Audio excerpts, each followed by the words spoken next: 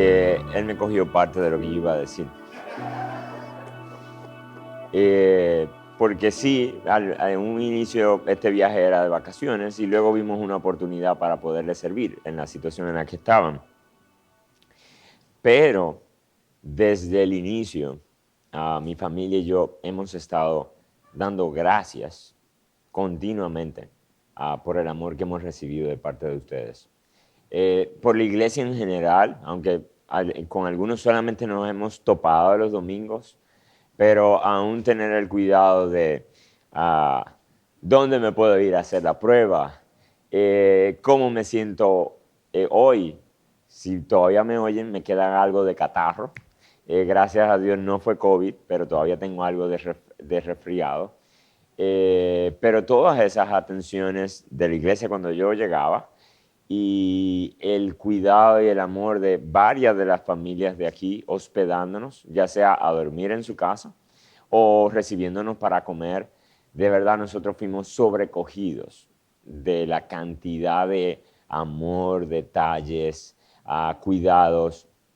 Una de las cosas que le decía a mi familia es que ustedes nos han enseñado la hospitalidad. Yo me voy con ideas para cuando tenga que hospedar. O sea que de verdad, hermanos, desde antes les amábamos, oramos por ustedes con frecuencia, pero ahora yo siento que nuestros corazones se entrelazan más. Volver a compartir con los jóvenes fue un gozo. Ver a muchos de los que vi hace 2 años estando bien en el Señor y conocer a otros nuevos, de verdad que fue para mí de mucho gozo. Yo les prometo que yo voy a estar orando por ustedes. Aún los jóvenes, cómo recibieron a mis hijos, que son 2 niños entre ellos, y cómo los atendían y lo hicieron parte del grupo, para nosotros de verdad fue sobrecogedor. Así que mil gracias. Y a nosotros le debemos más a ustedes que ustedes a nosotros, de verdad. Y eso es casi como, aunque hay mucha distancia entre nosotros padres y ustedes hijos, pero cuando un hijo le dice, yo te debo tanto que no te puedo pagar, los padres no aman para que los hijos le deban. Así que en cierto sentido, ese es el amor de nosotros para ustedes. No nos deben, no se lo tomamos en cuenta. Vamos a orar. Señor, nosotros te damos muchísimas gracias por el vínculo de amor que tú nos has dado en Cristo.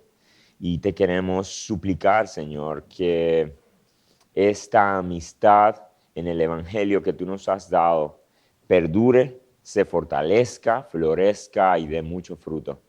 Te rogamos, Señor, que ahora que tu palabra va a ser presentada, tu Espíritu Santo venga, ilumine, dé claridad y actúe con poder en medio nuestro, aplicándolo a pecadores perdidos y a pecadores arrepentidos. Te rogamos esto, Padre, en el nombre de Jesús. Amén. Hoy yo quisiera compartir con ustedes un grupo de parábolas que Jesús dio. Posiblemente sean de las parábolas más hermosas que Jesús alguna vez habló.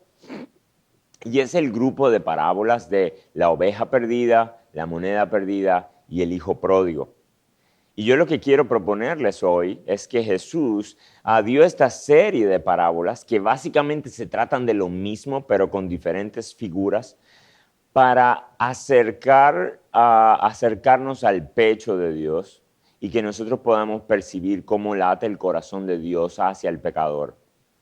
Ahora, lo interesante de esta parábola, y es donde quiero llamar su atención, este grupo de parábolas, es que no fue una enseñanza que Jesús dio para venderle a los pecadores, no fue parte de un sermón evangelístico para que los pecadores, los no arrepentidos, entendieran la gracia de Dios.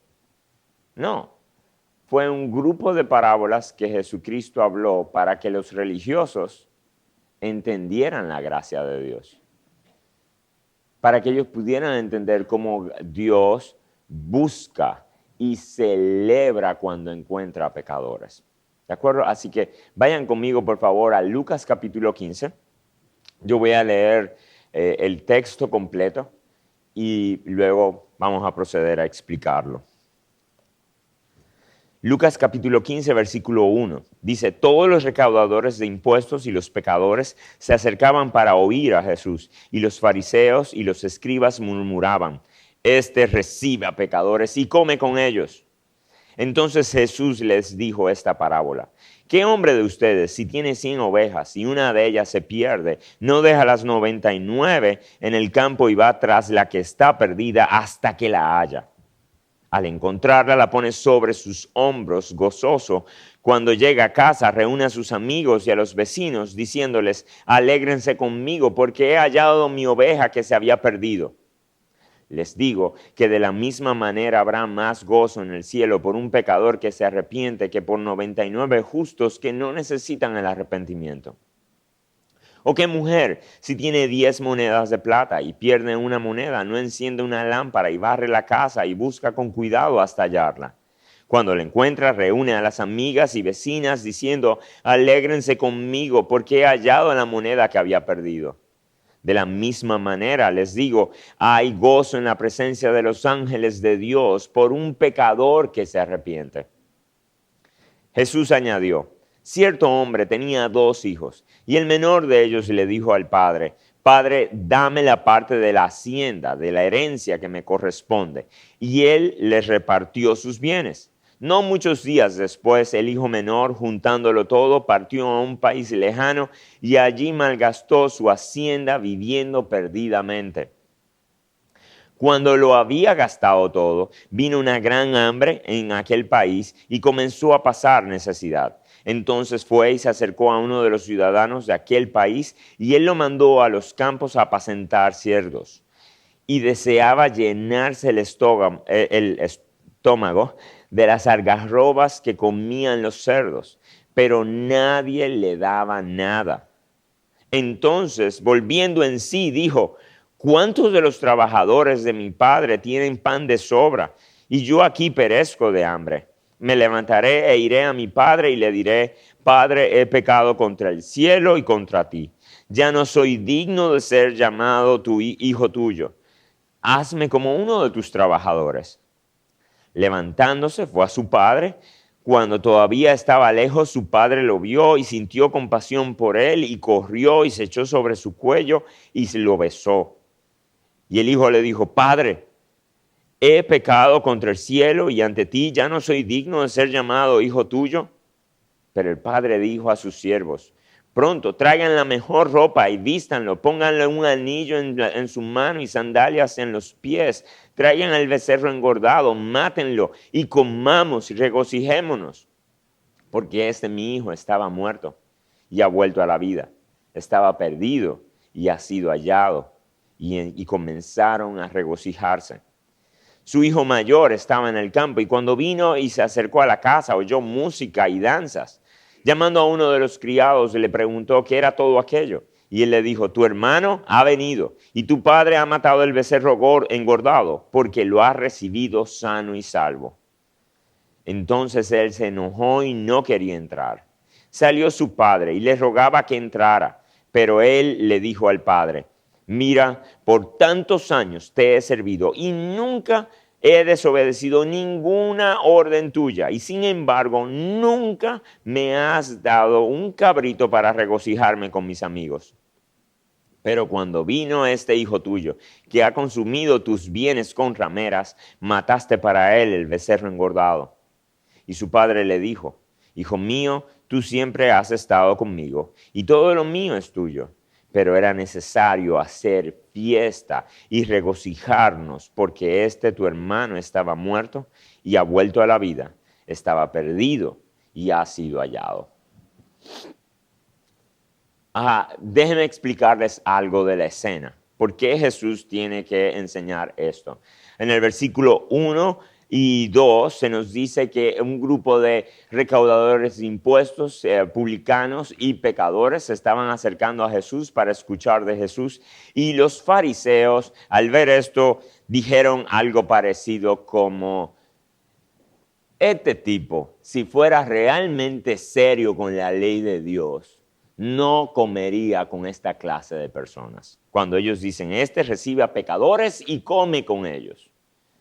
La idea que estaba pasando aquí era, recuérdense que cuando en la escritura, en los evangelios se habla de pecadores, no está diciendo que hay un grupo que es pecadores y otro grupo que no son pecadores. Cuando en los evangelios se habla de pecadores, se está hablando de personas que eran reconocidas por no seguir la religión y no seguir las normas establecidas por el judaísmo.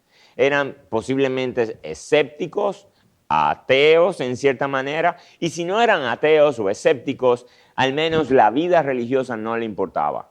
Y por lo tanto vivían de forma contraria a los estándares morales de Dios. No solamente en contra de la religión, podían ser incluso indecentes delante de la cultura, no solamente delante de los religiosos. Los recaudadores de impuestos, por otro lado, o los publicanos, eran aquellos que recogían los impuestos de la nación. Y en ninguna época a la gente le ha gustado pagar impuestos. Pero si a eso usted le añade que estos publicanos eran representantes del Imperio Romano, no eran personas que tomaban los impuestos de Israel para luego ver cómo invertirlos en Israel. Recogían los impuestos de Israel para entonces entregárselo al imperio opositor. Pero hacia eso ustedes le añaden que estos publicanos usualmente abultaban las cantidades que tenían que ser pagadas. Y entonces no solamente le quitaban del dinero de impuestos, sino que ahora ellos también robaban. Eran personas totalmente despreciables para la sociedad. Eran el político corrupto, que todo el mundo sabe que es corrupto, pero que no logramos demostrar que es corrupto, y anda por la calle como si nada pasara. En el caso de los pecadores, eran personas indecentes en nuestra cultura. Piense usted, ¿qué para usted significa indecente? Bajo, vulgar. Puede ser que en nuestro contexto represente lo siguiente. Imagínense que un día de estos ustedes van al mall, a un centro comercial, y ven de lejos a uno de sus pastores, nada más tienen uno. Ven a su pastor sentado en una mesa y él está comiendo con dos personas. Y una de esas personas es un conocido político corrupto que no hemos logrado demostrar que es corrupto. Y la otra persona es una, por el estereotipo, es de parte de la comunidad LGBTIQ, etcétera, etcétera, etcétera. Y ustedes lo ven y dicen, el pastor seguro está predicándoles, los está evangelizando. Pero cuando comienzan a acercarse, no ve que el clima es de pelea. Su pastor está sonriendo, está hablando, están chocando los hombros. Y usted dice como, ¿qué pasa? No sé. Y entonces se acercan y dice, hola, pastor. Y el pastor le dice, hola, ¿quieres venir? ¿Quieres sentarte con nosotros? Estos son dos amigos míos, yo corro con ellos por la mañana y vinimos ahora a desayunar. ¿Usted no está predicando? No, estamos hablando. Ahora yo no voy a discutir si eso fue prudente o no de parte de su pastor. De eso no se trata hoy. Lo que yo quiero que ustedes traten de entender es cómo Jesús nos quiere enseñar cómo nosotros deberíamos recibir a aquellos que en nuestra cultura religiosa nosotros diríamos, no, esos son los más perdidos. ¿De acuerdo? Así que eso es lo que está pasando aquí. Y por eso Jesús le da esta parábola a ellos. Y básicamente las tres parábolas se están apuntando hacia lo siguiente. Jesús lo que quiere enseñarles a ellos es algo como lo siguiente. Fariseos, ustedes que enseñan la ley, ustedes que se supone que entienden a Dios y el corazón de Dios, déjenme explicarles algo. Si ustedes se asombran porque yo recibo a pecadores, déjenme contarles algo. El corazón de Dios va detrás de pecadores. No es que solamente los recibe, es que los busca. Y si ustedes están sorprendidos porque yo como con pecadores, déjenme aclararles algo. Dios prepara un banquete cuando los encuentra.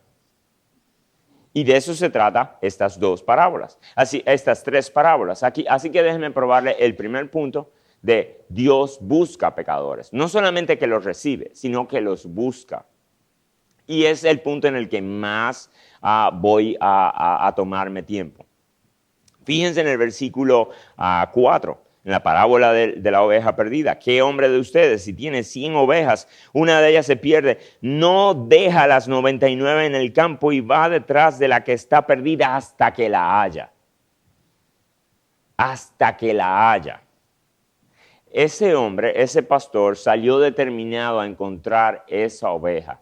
Y el momento en el que él iba a parar de buscar era cuando tuviera a su oveja nuevamente con él. Iba a buscar de forma determinada, diligente, consistente. Miren el versículo 8. Dice, ¿o qué mujer si tiene 10 monedas de plata y pierde una moneda, no enciende una lámpara y barre la casa y busca con cuidado hasta hallarla? Cuando aquí Jesús habla de busca y encuentra, no se está refiriendo a lo siguiente. Posiblemente ustedes han tenido la buena sorpresa de que se ponen un pantalón, una ropa que tenían mucho tiempo sin ponerse, que la habían dejado ahí colgada y cuando se la ponen y entran la mano en los bolsillos, sienten algo y sacan un billete, $50, $100, y te oh, mira lo que encontré. Es una buena sorpresa. Pero ¿saben lo que? Cuando Jesús dice cuando encuentran, sale a buscar hasta que encuentra. Está diciendo, Dios no se encuentra con pecadores así como casualmente, como nosotros nos encontramos con ese billete, que fue casual, no fue intencional. Jesús está diciendo, Dios anda detrás de pecadores intencionalmente. Dice, me falta este y voy detrás de él. En la parábola del hijo pródigo, a la que nosotros le hemos llamado el hijo pródigo, no se ve en sí al padre saliendo a buscar a su hijo hacia esa ciudad donde él se había ido. Pero sí se ve en el versículo 20 que cuando el padre lo ve de lejos, en lugar de quedarse sentado y decir, mira ya seguro se le acabó el dinero, vamos a ver a qué viene ahora. Se presenta a un padre levantándose de su asiento y todavía estando el hijo lejos. Él no podía esperar que el hijo se acercara. Él tenía que llegar a él pronto. Y cuando dice que él sintió compasión por él, corrió, se echó sobre su cuello y lo besó. Su hijo todavía no había dicho nada. Todavía él no conocía del todo la actitud del hijo. Pero el solamente verlo hizo que él se parara y fuera detrás de él. Y hermanos, ese es el corazón de Dios para el pecador. Hay veces que nosotros pudiéramos pensar o pintar con nuestras palabras a un Dios que está sentado en su trono distante,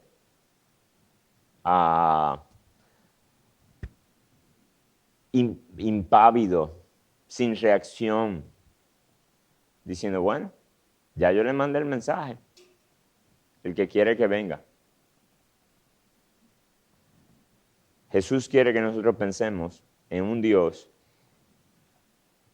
que cuando ve al pecador no se resiste y se para y corre detrás de él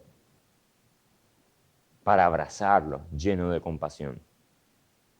Ahora, ¿qué significa esto perdido? Fíjense cómo el pasaje menciona una oveja perdida, una moneda perdida, un hijo perdido. Aunque no dice un hijo perdido, fíjense que en el pasaje dice que en el versículo 13, que cuando el hijo se fue, malgastó sus bienes, se fue a un viaje a un país lejano y dice, y allí malgastó su hacienda viviendo perdidamente. Y luego cuando el padre se encuentra con el hijo, dice, este era mi hijo que había muerto y ha vuelto a la vida, que se había perdido y ha sido hallado. ¿Qué significa eso de estar perdido? Bueno, el pasaje no dice de forma explícita qué significa estar perdido, pero sí dice qué significa ser hallado. Miren en la parábola de la oveja perdida, cuando dice en el versículo 7, les digo que de la misma manera habrá más gozo en el cielo por un pecador que se arrepiente. Cuando él está contrastando, él no dice qué significaba que la oveja estaba perdida, pero sí dice qué significa que la oveja ha sido encontrada. Y el que la oveja ha sido encontrada significa que la persona se ha arrepentido. En la parábola de la moneda perdida dice algo similar. Dice, alégrense conmigo, en el versículo 9, a la mitad, alégrense conmigo porque he hallado la moneda que se había perdido. De la misma manera les digo que hay gozo en la presencia de los ángeles por un pecador que se arrepiente. Así que, en este lenguaje, aunque no me dice qué significa estar perdido en las primeras dos parábolas, sí me dice qué significa es haber sido encontrado. Y haber sido encontrado significa arrepentirse. Y déjenme hacer aquí una aclaración que pudiera ser, yo creo que un poco confusa cuando uno está siguiendo la parábola. Fíjense que en las dos primeras parábolas, quien luce estar haciendo la acción es el pastor, es la mujer saliendo a buscar la moneda.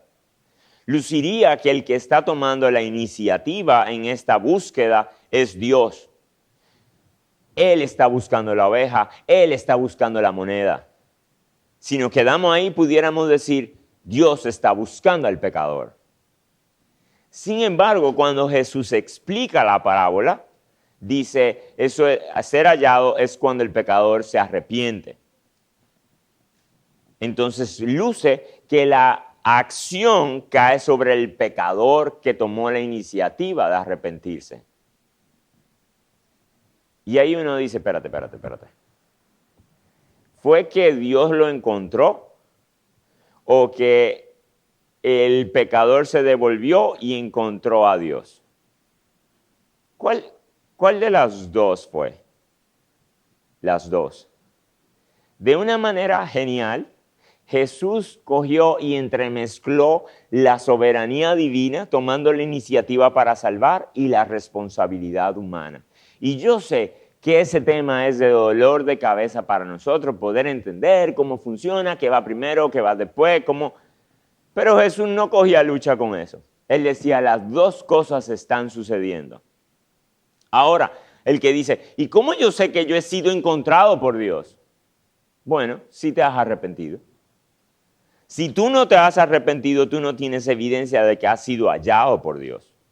Tu arrepentimiento es la certeza, es la evidencia de que tú has tenido un encuentro con Dios, que definitivamente no pudo salir de ti, porque cuando nosotros vamos al resto de las escrituras, y ahora no es de esto que se trata este sermón, pero cuando vamos al resto de las escrituras, nosotros podemos ver que todos nosotros nacemos bajo una condición en la que no respondemos a Dios. Se nos llama ciegos, muertos, insensibles, endurecidos en el corazón. Y que para poder encontrar a Dios y ver a Dios y disfrutar de Dios, Dios tiene que hacer previamente una obra de abrir nuestros ojos, dar vida a nuestro corazón y cambiar nuestro corazón de piedra a uno de carne. Así que Jesús está tratando con ambas cosas aquí. Dios se está moviendo, el pecador está reaccionando, está respondiendo. Ahora, la parábola del hijo pródigo nos describe un poquito más qué significa, cómo se ve eso de estar perdido. Fíjense que este muchacho le dice a su papá, papá, a mí no me interesas tú, a mí me interesa lo tuyo. Dame lo que a mí me toca y yo me voy. Y en aquella época, la única manera en la que un padre repartía la herencia era después de muerto. Así que en cierta forma, lo que el hijo le estaba diciendo es, por mí tú te pudieras morir ahora y fuera un gran favor. Pero mientras tanto, dame lo que me toca. Así que este muchacho muestra su distancia del padre diciendo, yo quiero lo tuyo, no a ti. Y luego que el padre decide entregárselo, el muchacho se va, se aparta, se aleja, se va a un país lejano. Era la idea de, no solamente que yo tengo ahora el dinero, es que yo quiero usarlo de una manera en la que no quiero ni que ni tú me veas. No quiero ni siquiera tener la presión de que tú me preguntes, mi hijo, ¿y qué es lo que tú estás haciendo? Yo voy a hacer lo que me da la gana con lo que es mío. Eso es una persona perdida en las Escrituras. Un perdido es aquel que ha tomado las cosas de Dios, ha tomado los regalos de Dios, las bendiciones de Dios, los recursos de Dios y dice, ok, yo quiero lo tuyo, pero no a ti. Y voy a usar lo que tú me has dado como yo entiendo. Esta es mi vida, este es mi cuerpo, esta es mi carrera, esto es mi dinero. Eso es comenzar ese camino de perdición para las Escrituras. Y nosotros, no se pierdan, de cierta manera yo quiero que todos ustedes entiendan que todos nacimos perdidos.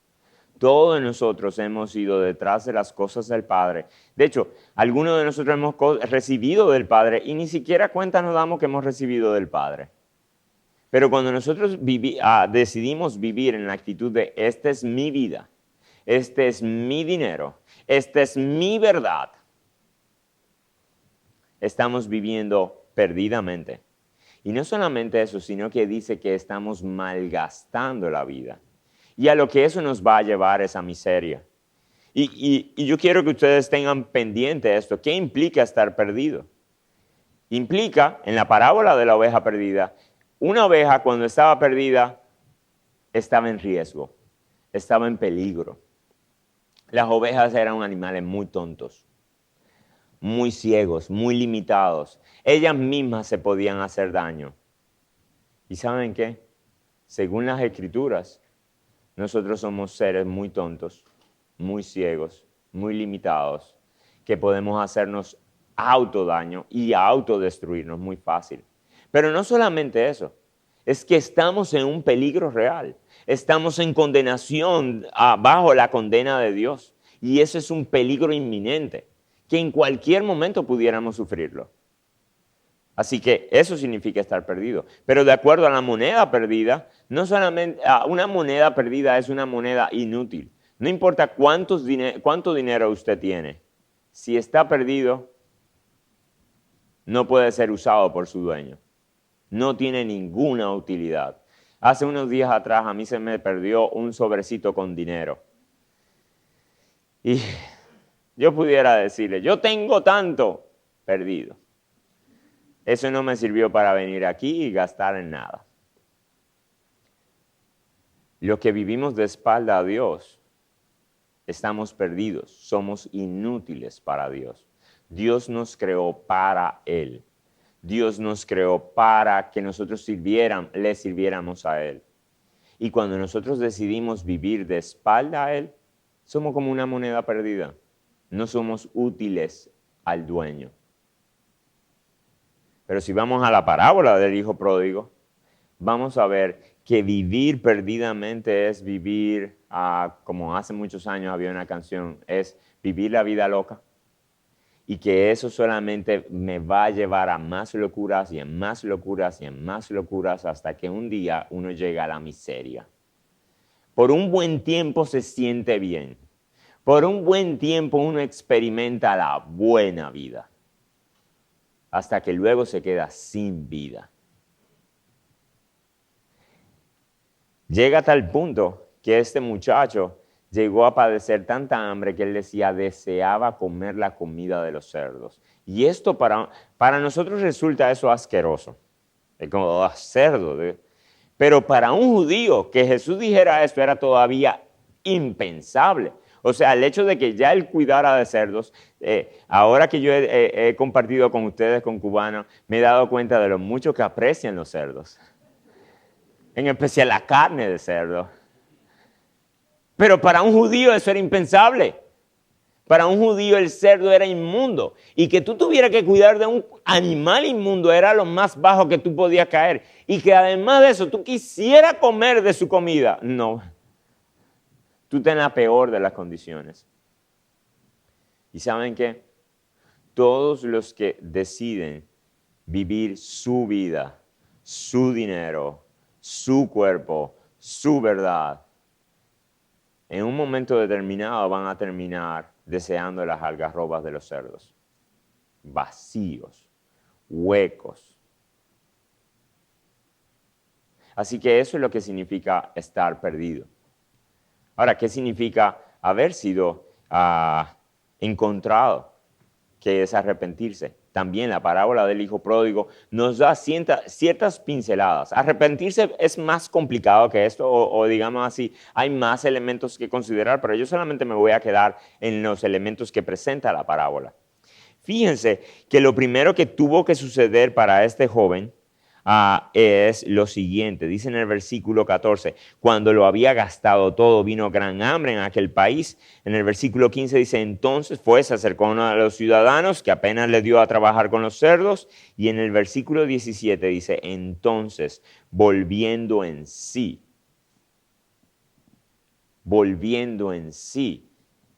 es como alguien que estaba dormido, alguien que estaba abstraído de la realidad y de repente despierta.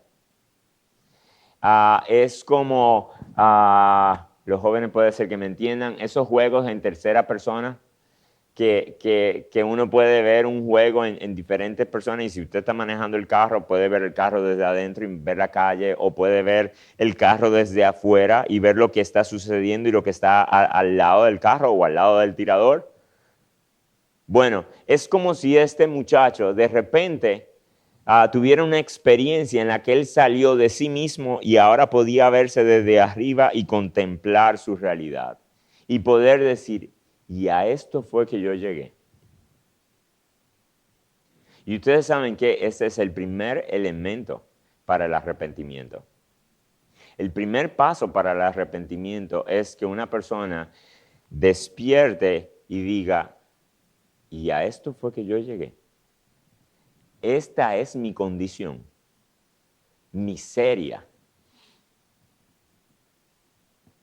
Si en ningún momento tú has despertado y has dicho, yo soy un pecador necesitado, yo soy un pecador que por mí mismo, soy miserable, no tengo riqueza en mí mismo.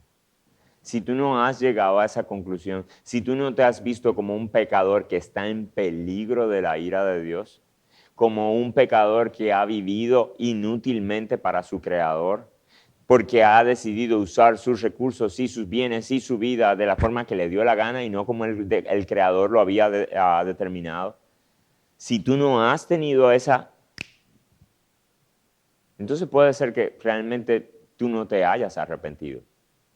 Así que el primer paso es volver en sí, despertar, darte cuenta de lo que es real. Pero eso no es suficiente. Fíjense que el siguiente paso es darte cuenta de cuál es la solución. Él dice, volviendo así en sí, dijo, ¿cuántos de los trabajadores de mi padre tienen pan de sobra y yo aquí perezco de hambre? Me levantaré e iré a mi padre. La solución es no inventar un nuevo método. Hay veces en la vida de nosotros, antes del arrepentimiento, que despertamos y decimos, wow, qué mala vida tengo. ¿Y saben lo que hacemos? Nos inventamos ahora un nuevo método y decimos, entonces ahora lo que yo voy a es experimentar con aquello o con esta nueva filosofía o con este nuevo estilo de vida, porque yo pensaba que lo errado era el estilo que escogí. Ahora estoy cambiando de estilo y estoy esperando un resultado diferente. pero igual, lejos del Padre, lejos de Dios. Hasta que uno llega a un punto en el que dice, mira, no hay más nada. Mi única solución es Dios. Y yo estoy tan consciente de la abundancia que hay en Él, que es a Él a quien yo necesito. Y como parte de la solución, no solamente ver el problema, ver la realidad y ver la solución, ver la abundancia de Dios, es reconocer la disposición de Dios. De cierta manera, usted pudiera decir, yo tengo un grave problema porque soy un pecador, Dios es mi solución, pero Él es muy difícil de perdonar. Él no me va a recibir ni loco. De alguna manera, este muchacho conocía de su padre y dijo, Él me puede recibir. Él me puede recibir. Y de hecho, yo no tengo otra alternativa. Aunque Él no me reciba, esa es mi última alternativa. Y este muchacho, cuando va y se intenta dirigir a Dios, fíjense en qué términos se dirige a Dios. Él no va diciéndole, mira, yo soy tu hijo y tú deberías recordarte de mí. Y mira, realmente, entiende, yo era un muchacho inmaduro. Fue una tontería. Yo necesitaba pasar por esto para crecer. No. Este muchacho va y dice, esto es lo que yo le voy a decir a mi padre. Yo he pecado contra ti. Yo he pecado contra el cielo y contra ti. Lo que yo hice fue malo. No fue simplemente tonto. No fue simplemente inmaduro. No fue simplemente una cosa de muchachos. Fue malo. Fue pecado. Y nosotros debemos de ponerle esa etiqueta al pecado. Porque si no, estamos yendo al Padre a buscar a alguien que nos salve de nuestras inmadureces y tonterías, no del pecado y de sus consecuencias. Así que debemos poner el nombre pecado. Así que eso es básicamente arrepentirse. Eso es ser encontrado, darte cuenta de tu realidad, saber cuál es la solución, es el Padre, es ir al Padre e ir en los términos del Padre. He pecado contra ti. He pecado contra ti. Y yo ni siquiera merezco que tú me recibas. Hermanos, yo sé que Dios ha prometido que Él va a recibir a todo pecador arrepentido, pero ¿saben qué? Él ni siquiera Él tiene un compromiso porque lo ha prometido. Pero nosotros no podemos ir a Dios diciendo, mira, yo te pedí perdón, así que perdóname. No, es que si tú me perdonas, eso es lo que tú mereces, que yo te pida perdón. Y si tú me perdonas, sería una sorpresa. No es una deuda. Así que yo quiero preguntarte de nuevo, ¿tú has pasado por ese proceso de darte cuenta de cuál era tu realidad? ¿De cuál era tu necesidad o solución de buscar a Dios? ¿Tú has ido en los términos de Dios diciendo yo he pecado? ¿Y has ido con tal convicción de pecado, con tal bajeza que tú puedas decir, si tú quieres, tú no me lo debes? Ahora, ya vimos qué significaba estar perdido y cómo Dios busca a esos perdidos. Ahora yo quisiera ver con ustedes más brevemente cómo reacciona Dios. ¿Cómo reacciona Dios? Fíjense que Él dice en el versículo A6, hablando de la oveja perdida, cuando llega a casa, en lugar de encontrar a la oveja y darle un varazo a la oveja y decirle, animal tan bruto, tú sabes la brega que tú me has dado. Ven, pásame. ¿Sabe lo que hace? La carga y llega a casa y dicen, vamos a celebrar, encontré a mi ovejita. Y Jesús dice, así habrá más gozo en el cielo por un pecador que se arrepiente que por 99 que no necesitan arrepentimiento. En la moneda perdida, la mujer encuentra la moneda y él ya va a las amigas y dicen, alégrense conmigo porque he hallado la moneda que había perdido. Y Jesús dice, de la misma manera les digo, hay gozo en la presencia de los ángeles de Dios porque un pecador se arrepiente.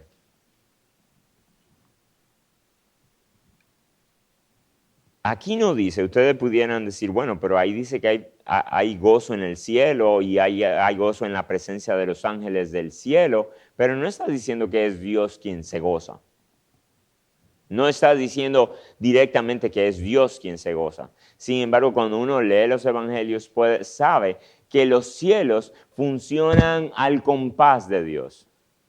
No es que en los cielos se arrepintió un pecador y los ángeles dicen, hey, hey, se arrepintió otro, vamos a celebrar entre nosotros, que él no se entere. No, ellos reaccionan como Dios reacciona. Ellos son un reflejo del corazón de Dios. Ellos se alegran con lo que Dios se alegra. Y una pregunta fácil, una pregunta que muy sencilla en el texto. ¿Cuántos pecadores son necesarios para que el cielo haga fiesta y algarabía? ¿Cuántos pecadores son necesarios? Uno. ¿Ustedes saben qué significa eso?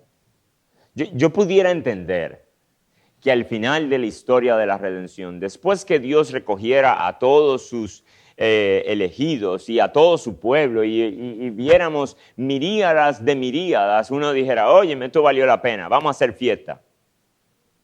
Yo lo entendería cuando hay miles. Pero para Dios no hay un pecador ordinario. No hay un pecador pequeño. Con todos Él celebra. Y de verdad, esto es de las cosas que yo no entiendo del Evangelio. Recuérdense que en el Evangelio, en las Escrituras se nos dicen que los cielos es el lugar perfecto, donde no hay sombra de mal, no hay sombra de desperfecto. Todo lo que está ahí está bien. Cuando yo llegue al cielo, no pienso mirar hacia la tierra. ¿A qué? Pero ustedes saben qué. Dicen las Escrituras en Primera de Pedro que los ángeles, a pesar de que están en el lugar perfecto, en el mejor lugar que se pudiera estar, dicen que de cierta manera están mirando los misterios del Evangelio.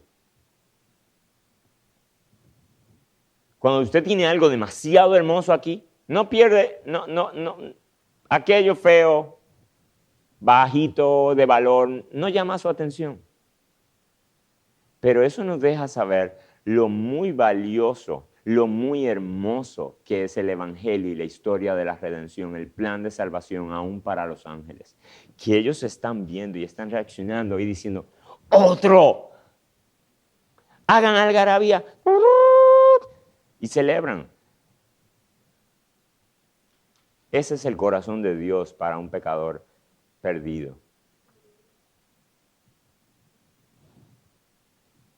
Cuando vamos a la parábola del padre, del hijo pródigo, vemos de nuevo que el padre recibe al hijo. Y cuando el hijo comienza a decirle, padre, yo he pecado contra ti, cállate. Búsquenle ropa, búsquenle vestido, acomódenlo y vamos a celebrar. Él no dijo, ok, vamos a darte un tiempo, vamos a darte unos días a ver cómo funciona esto de verdad.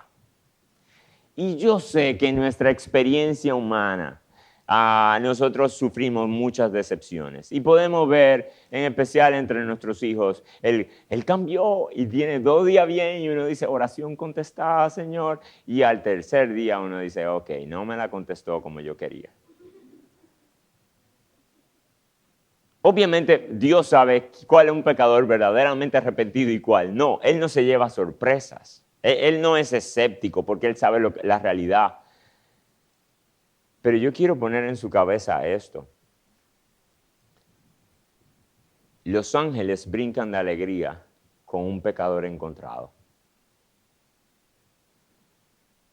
Ahora, hasta ahora yo no he mencionado a un personaje importante de estas parábolas, que es el hermano mayor. Y de hecho yo creo que es la parte clave de la parábola del hijo pródigo.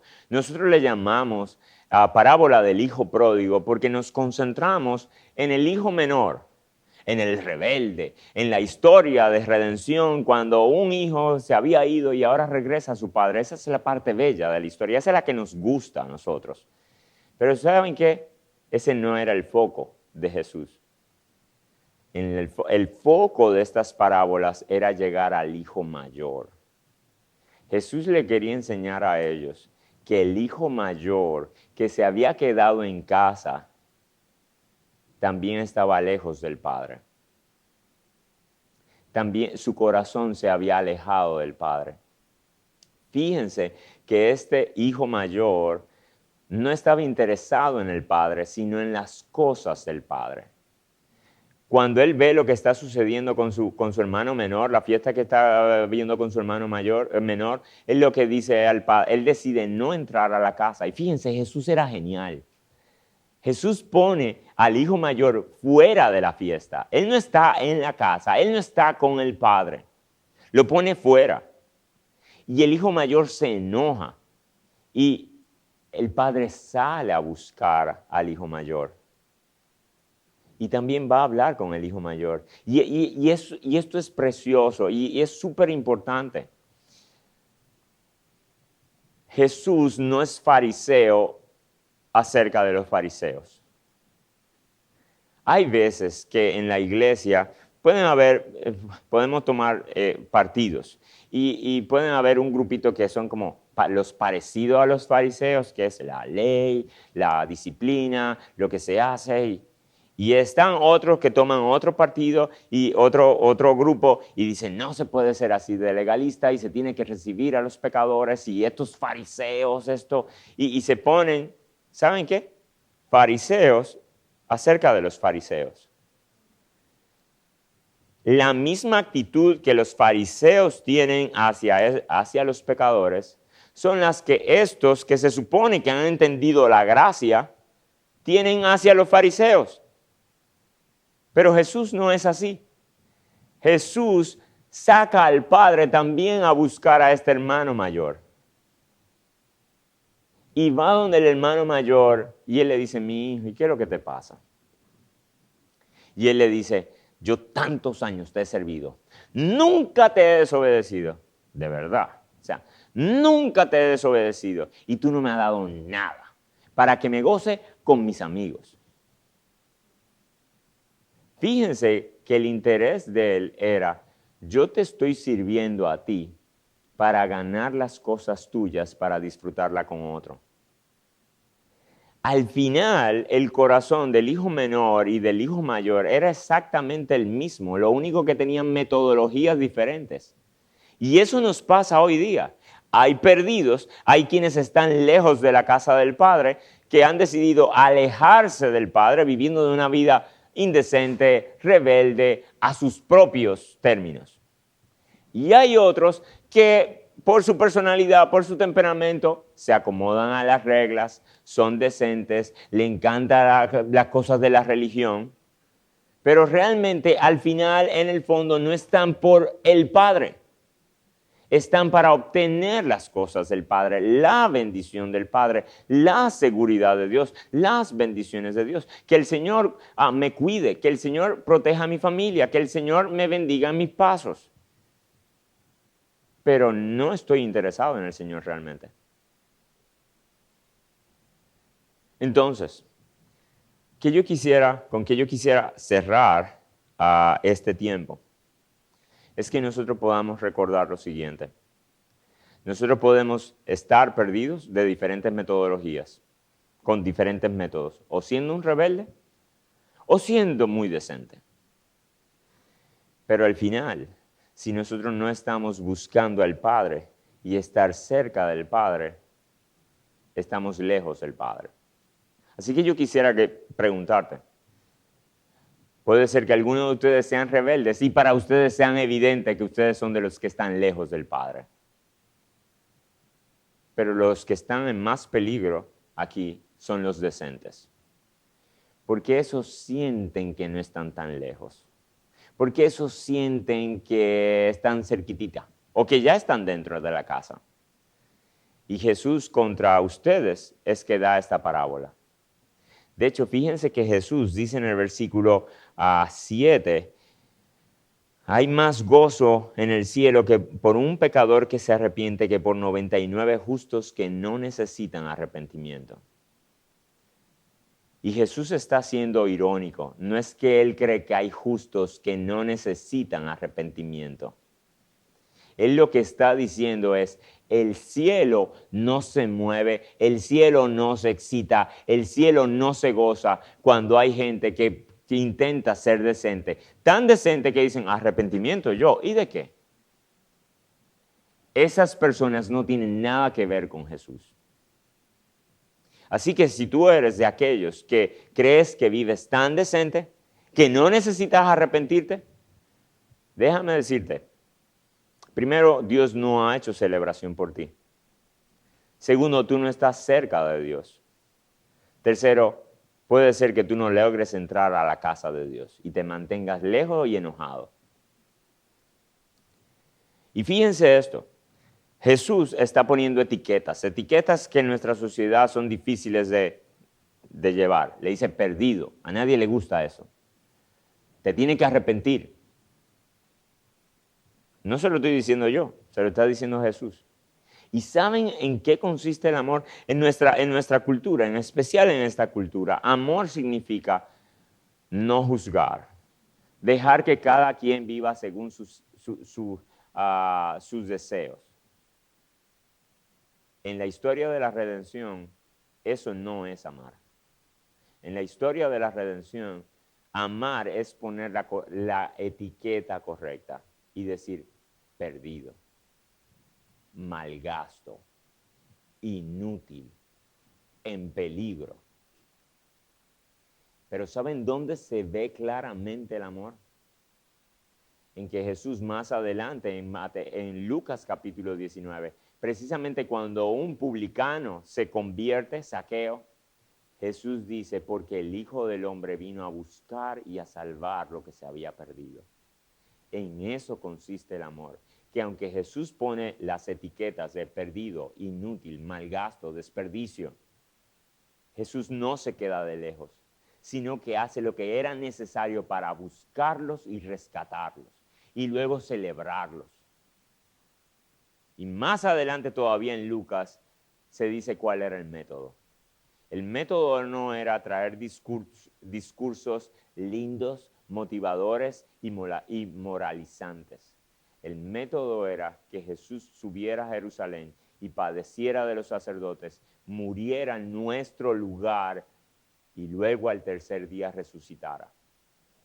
Así que si tú quieres entender el amor en el Evangelio, no te molestes con las etiquetas que el Evangelio pone de ti. Mira el amor en lo que Jesús hizo para rescatarte a ti y quitarte la etiqueta. Y quitar la etiqueta de perdido a hallado, de enemigo a hijo. El Señor nos ayude, mis hermanos, a tener esta actitud. Nosotros como iglesia, IBCJ, ustedes, deberíamos estar en la misma misión del Padre. Buscar intensamente y diligentemente lo que se ha perdido. Nuestras iglesias no deberían ser lugares en los que los decentes se sientan bien y recibidos. Ojalá que sí, no podemos ser fariseos contra los fariseos. Pero nuestras iglesias deben ser lugares donde los pecadores, los rebeldes, los que son muy distantes de nuestro sistema moral o el sistema moral de Dios, se puedan sentir recibidos. Y no solamente recibidos porque le van a abrir la puerta y le van a ofrecer un asiento, sino porque le van a dar la bienvenida y lo van realmente a aceptar. No como Él es, sino que lo van a aceptar para que Él sea transformado después de un arrepentimiento a la imagen de Cristo. Y de nuevo les insisto, puede ser que aquí haya algunos perdidos. Seguro que los hay. Algunos rebeldes y otros decentes. Ruégale a Dios que Él abra tus ojos y tú puedas volver en sí hoy, reconocer que Dios es tu solución, acercarte a Él. Y te quiero poner algo por delante. No salgas de aquí determinado a cambiar. El hijo pródigo, cuando se paró, iba hacia donde su padre, no dijo, déjame darme una cambiadita, déjame encontrar mejor ropa, déjame oler mejor, déjame hacer lo suficiente para que mi padre me reciba. Él fue tal como estaba. Según las escrituras, tú estás tan mal que no tienes manera de mejorarte. Así que tú sabes lo que significa eso, que sentado ahí en tu asiento, en este momento, en este justo momento, aún tú hediendo a cerdo, figurativamente hablando, puedes ir a Dios y ser recibido por Dios. Y solamente en unos momentos causar fiesta en los cielos. Y que los ángeles digan, ¡otro! Y que celebremos. Así es el corazón de Dios. Vamos a orar.